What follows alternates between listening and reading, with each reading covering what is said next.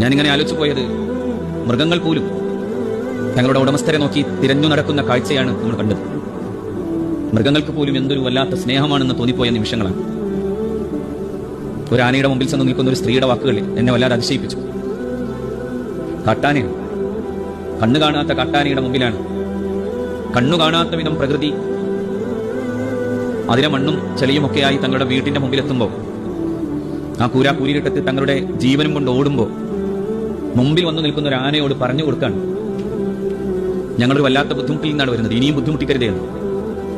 അത് കേൾക്കുന്ന നേരത്ത് ആ കാട്ടാനയുടെ കണ്ണിൽ നിന്ന് കണ്ണുനീരൊഴുകി എന്ന് പറയുന്നത് ഒരുപക്ഷെ നിങ്ങൾക്ക് അതിശയോക്തിപരമായിട്ട് ആലോചിക്കേണ്ടി വന്നാൽ പോലും അതൊക്കെ സാധ്യമാണ്. മൃഗങ്ങളുടെ മനസ്സും അലിഞ്ഞുപോകുന്ന അത്രമേൽ ഭീതിതമായിട്ടുള്ള കാഴ്ചകളുടെ മുമ്പിലാണ് കേരളം ഈ 2-3 ദിവസമായി കാത്തിരിക്കുന്നത്. ഉറങ്ങാൻ കിടന്നിട്ട് തിരിച്ച് പിന്നെ ആ മനുഷ്യരുടെ മയ്യത്തുകൾ 30 കിലോമീറ്ററുകൾക്ക് അകലെയുള്ള പുഴയിൽ